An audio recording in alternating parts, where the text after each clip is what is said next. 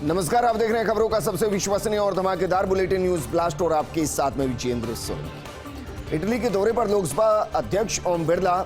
इस दौरान इटली में G20 देशों की संसदों के अध्यक्षों का सम्मेलन शुरू हो चुका है। इटली की राजधानी रोम में हो रहा सम्मेलन का आयोजन लोकसभा अध्यक्ष ओम बिरला के नेतृत्व में भाग ले रहा भारतीय दल, उपसभापति हरिवंश नारायण सिंह और स्पीकर बिरला के OSD राजीव दत्ता भी साथ में मौजूद हैं। यूके के संसद अध्यक्षों के साथ द्विपक्षीय वार्ता हुई है।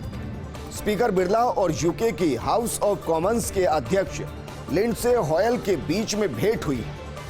बिरला ने उठाया देशों की संप्रभुता के सम्मान का विषय और कहा कि हर देश की अपनी संप्रभुता, जिसका अन्य देशों को सम्मान करना चाहिए। किसी देश की संसद नहीं दे अन्य देशों के आंतरिक मामले उठाने की इजाजत। जब तक उस देश के हित प्रभावित नहीं हो तब तक इजाजत नहीं देनी चाहिए। हॉयल ने कहा कि भारत के आंतरिक मामलों में हम भारत सरकार के साथ हैं। भारत से जुड़े विषय उठाने की ब्रिटिश संसद में हुई कोशिश, लेकिन हमने इजाजत नहीं दी। लिंडसे ने ब्रिटेन की तरक्की में भारतीयों के योगदान की भी जमकर सराहना की। लिंडसे ने कहा कि दूसरे विश्व युद्ध के बाद ब्रिटेन की अर्थव्यवस्था को भारतीयों ने ही संबल प्रदान किया है। ब्रिटिश के हेल्थ सेक्टर में भी भारतीय चिकित्सकों की अहम भूमिका है। ब्रिटेन में रह रहे 1.6 मिलियन भारतीय ब्रिटिश कंपनियों और समाज को अहम योगदान दे रहे हैं, विकास में अहम भूमिका निभा रहे हैं। ब्रिटेन में पढ़ने वाले भारतीय विद्यार्थी भी दोनों देशों के सांस्कृतिक आदान प्रदान का प्रमुख स्रोत है। दोनों अध्यक्षों ने आर्थिक क्षेत्र में साथ मिलकर आगे बढ़ने की प्रतिबद्धता जताई। लिंडसे ने बताया कि वो भारतीय क्रिकेटर्स के भी बड़े फैन हैं। फारूक इंजीनियर का रहा है उनके क्षेत्र की टीम लंकाशायर से गहरा रिश्ता। लिंडसे ने जताई विराट कोहली के भी लंकाशायर टीम से जुड़ने की ख्वाहिश। लिंडसे ने कहा कि वो क्रिकेट देखने के लिए भारत जरूर आएंगे।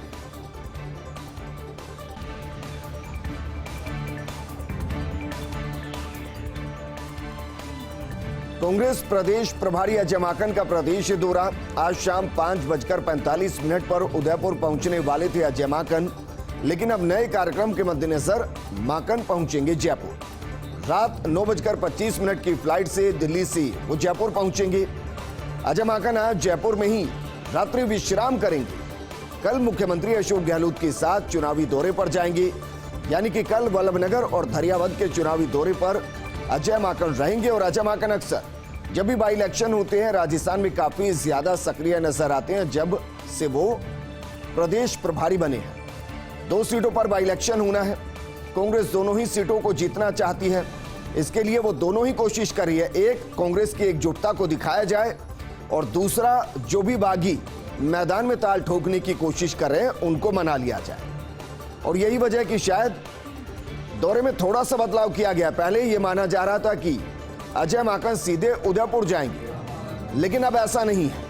उनके दौरे में बदलाव हुआ है। अब वो आज शाम 5:45 पर उदयपुर पहुंचेंगे। वो पहले पहुंचने वाले थे, लेकिन अब नए कार्यक्रम के मद्देनजर माकन जयपुर पहुंचेंगे। रात 9:25 की फ्लाइट से दिल्ली से जयपुर पहुंचेंगे। अजय माकन आज जयपुर में ही रात्रि विश्राम करने वाले हैं। कल मुख्यमंत्री अशोक गहलोत के साथ चुनावी दौरे पर जाएंगे। कल वल्लभनगर और धरियावद के चुनावी दौरे पर रहेंगी अजय माकन। वहीं कल कांग्रेस के लिए सबसे बड़ी उपलब्धि यही होगी कि वो एकजुट दिखे और जो भी बगावत कर रहा है वो साथ दिखे। उपचुनावों से कांग्रेस की एकता का सूत्रपात होगा। अरसे बाद मुख्यमंत्री अशोक गहलोत और सचिन पायलट एक मंच पर नजर आएंगे। दोनों एक साथ चुनावी हुंकार भरते हुए भी नजर आएंगे। दिल्ली से मिले निर्देशों के बाद पायलट का चुनावी दौरा बना है। प्रदेश प्रभारी अजय माकन ने प्रदेश नेतृत्व को निर्देश दिए हैं, मेवाड़ की धरती से एकता का संदेश दिया जाए। मुख्यमंत्री गहलोत और पायलट दोनों चुनावी क्षेत्रों में एक साथ रहेंगे। कांग्रेस प्रदेश प्रभारी अजय माकन का चुनावी दौरा, और वो पूरे दौरे पर साथ भी रहने वाले, यानी कि कल वल्लभनगर और धरियावद, जहां मुख्यमंत्री अशोक गहलोत जाने वाले हैं, साथ में सचिन पायलट जाने वाले हैं। और कड़ी के तौर पर अजय माकन बीच में रहने वाले हैं।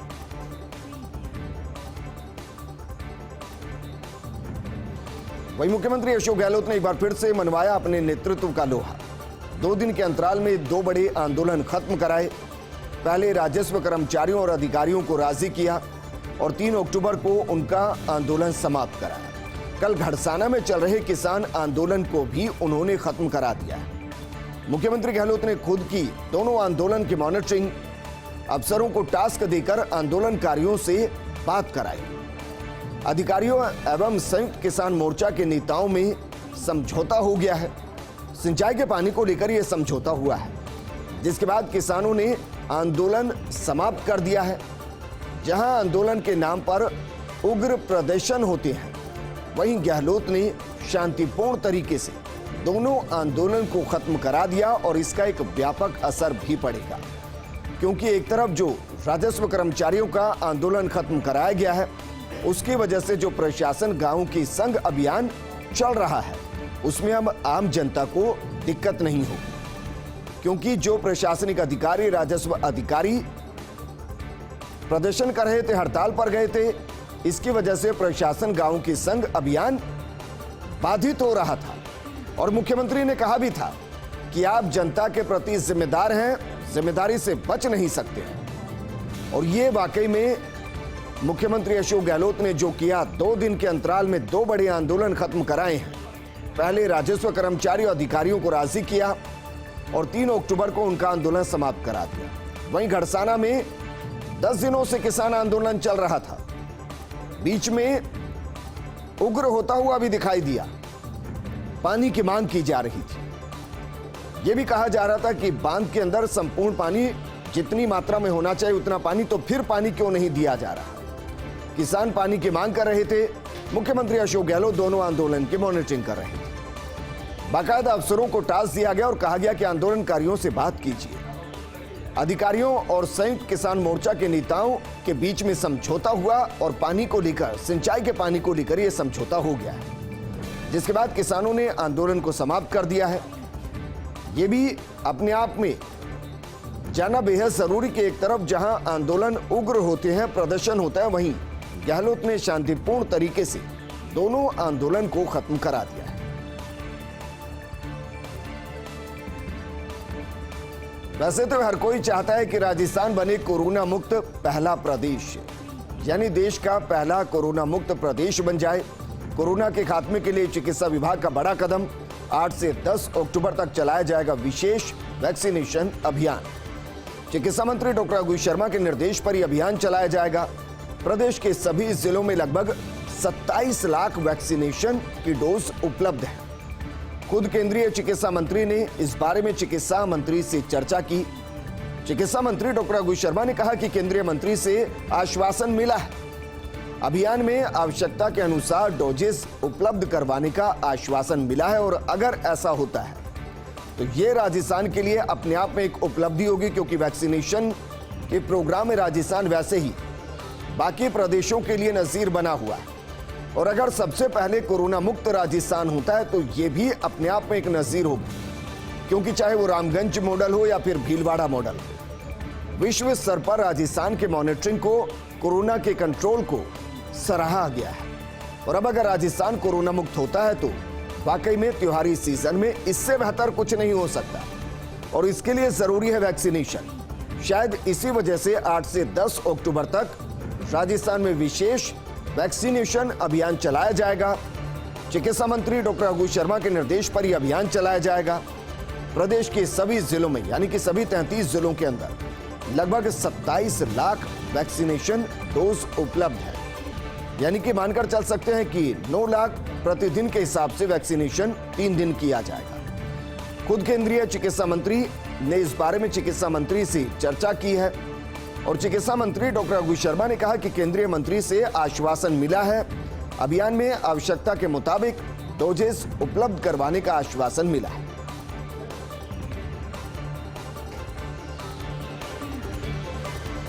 वहीं प्रदेश में एक बार फिर से बिजली संकट गहराता हुआ दिखाई दे रहा है। बरसात के दौर में यही संकट गहराया था और एक बार फिर से ऐसे ही हालात बन रहे हैं। प्रकरण को लेकर मुख्यमंत्री अशोक गहलोत चिंतित हैं। मुख्यमंत्री गहलोत ने बुलाई ऊर्जा विभाग के आला अधिकारियों की बैठक। मुख्यमंत्री आवास पर आज प्रस्तावित है बैठक। एसीएस ऊर्जा Subodh Agarwal, Rajasthan discom chairman Bhaskar Sawant, Jaipur discom MD Naveen Arora समेत अन्य अधिकारी बैठक में मौजूद रहेंगे। बिजली की मांग और आपूर्ति समेत कोयले के स्टॉक को लेकर चर्चा की जाएगी, क्योंकि बारिश की वजह से जो कोयला खदानें हैं वहां से कोयला निकल नहीं पाया और इस वजह से दिक्कत राजस्थान को आ रही है। हालांकि ये कहा जा रहा है कि कुछ अधिकारी झारखंड भेजे जा सकते हैं ताकि ये पता लगाया जा सके कि राजस्थान को कितना ज्यादा से ज्यादा कोयला मिल सकता है। लेकिन एक बार फिर से संकट गहराता हुआ दिखाई दे रहा है। कई इकाइयां ऐसी हैं जिनके पास 1-2 दिन का ही कोयला का स्टॉक बचा है और इसलिए वहां उत्पादन को कम किया गया ताकि ज्यादा वक्त तक चलाया जा सके, क्योंकि बंद करना पड़ सकता है। अगर कोयला खत्म होगा तो फिर यूनिट को बंद किया जा सकता है। यह स्थिति न आए इसलिए उत्पादन को कम किया गया है। मुख्यमंत्री अशोक गहलोत ने ऊर्जा विभाग के आला अधिकारियों की बैठक बुलाई है और मुख्यमंत्री आवास पर यह बैठक प्रस्तावित है। एसीएस ऊर्जा Subodh Agarwal, Rajasthan discom chairman Bhaskar Sawant, Jaipur discom MD Naveen Arora समेत अन्य अधिकारी बैठक में मौजूद रहेंगे। बिजली की मांग और आपूर्ति समेत कोयले के स्टॉक को लेकर चर्चा हो।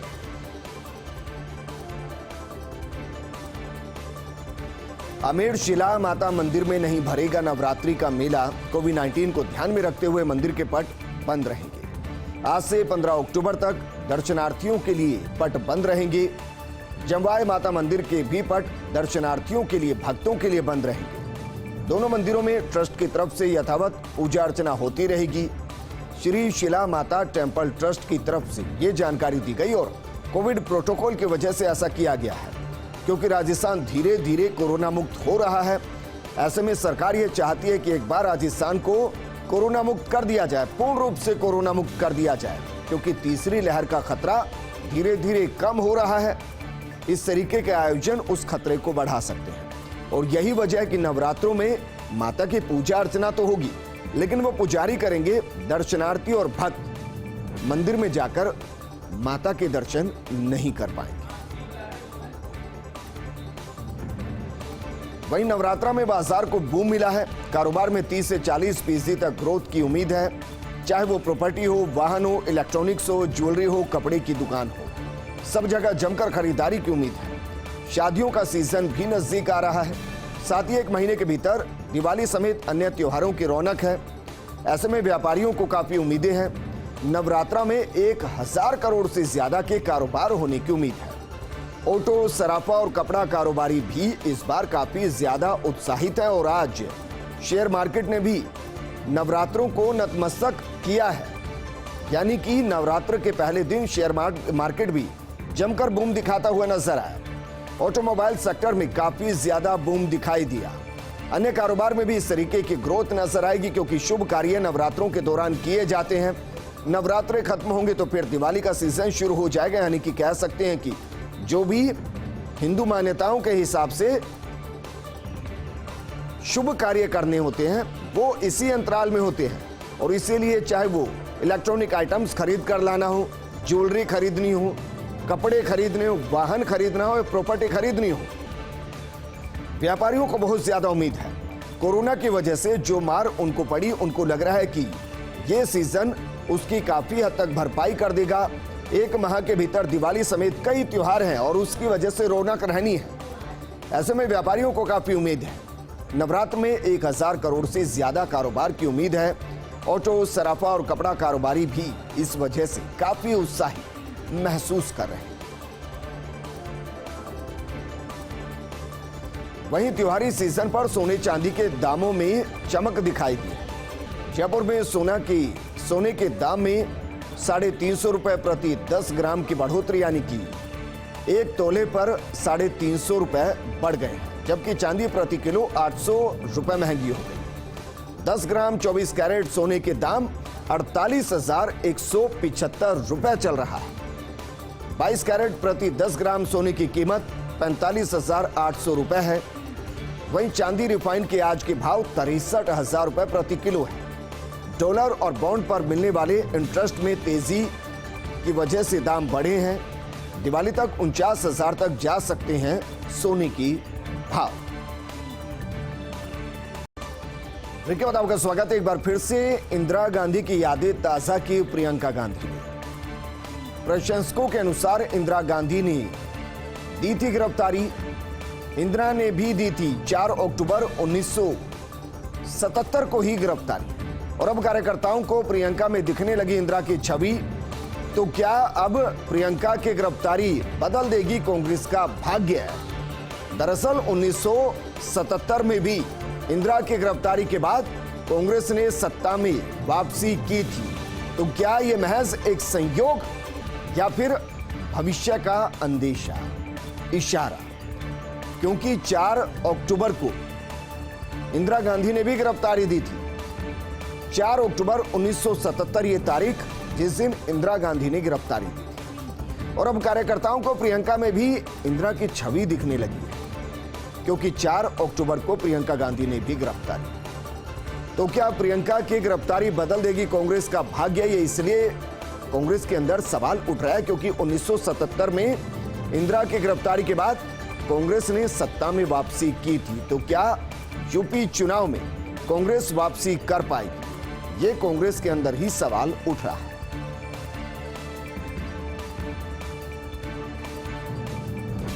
और अब बात करते हैं नरेंद्र मोदी के 20 साल बेमिसाल। प्रधानमंत्री नरेंद्र मोदी ने सत्ता में पूरे किए 20 साल। गृह मंत्री अमित शाह ने पीएम मोदी को बधाई दी और कहा कि मुझे पीएम मोदी के साथ काम करने का सौभाग्य प्राप्त हुआ। गुजरात में मोदी के साथ काम किया, आज केंद्र में मोदी जी के साथ काम करने का सौभाग्य प्राप्त हुआ। सभी देशवासी आत्मनिर्भर भारत बनाने का संकल्प ले, सभी सशक्त भारत को साकार करने के लिए अपना बेहतरीन प्रदर्शन दे, सर्वश्रेष्ठ प्रदर्शन।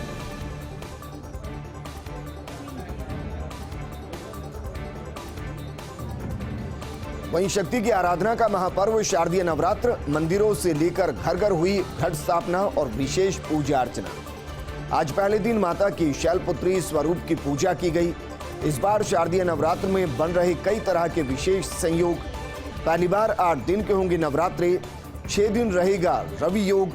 इस बार गुरुवार से शुरू होकर गुरुवार को ही नवरात्रों का समापन हो रहा है। चतुर्थी तिथि क्षय होने से चंद्रघंटा और कुष्मांडा की एक ही दिन पूजा होगी। नवरात्र में 8, 9, 10, 11, 12 और 14 अक्टूबर को रवि योग रहेगा।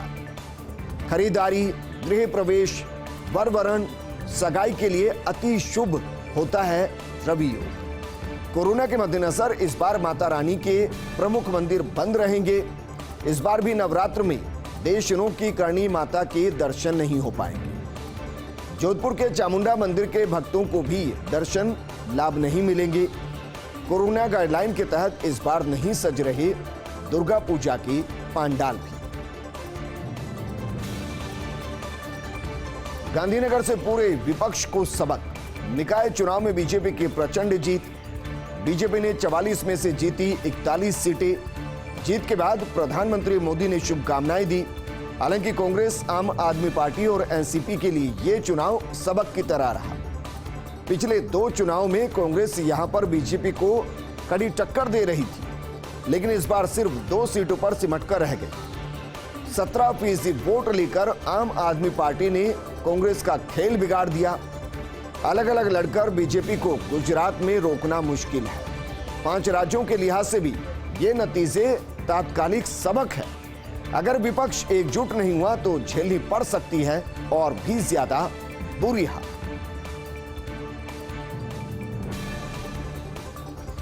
लोकतंत्र और पार्टियों की गुरिल्ला तकनीक। विपक्षी पार्टियां लखीमपुर घटना के बाद कर रही विरोध प्रदर्शन, लेकिन पार्टियों को अपनानी पड़ रही गुरिल्ला तकनीक। कुछ नेता हवाई अड्डे पर धरने पर बैठे तो कुछ को किया गया गिरफ्तार। प्रियंका गांधी को भी 30 घंटे रखा गया हिरासत में। राहुल गांधी, भूपेश बघेल, अखिलेश यादव को भी नहीं जाने दिया गया एक बार तो। लेकिन टीएमसी की 2 महिला सांसद पहुंची लखीमपुर। आरएलडी के जयंत चौधरी भी चकमा देकर लखीमपुर खीरी पहुंचे। दोनों पार्टियों के नेताओं ने गुरिल्ला तकनीक का सहारा लिया। इस बुलेटिन में फिलहाल इतना ही, लेकिन आप बने रहिए फर्स्ट इंडिया न्यूज के साथ, क्योंकि खबरों का सिलसिला लगातार जारी है। नमस्कार।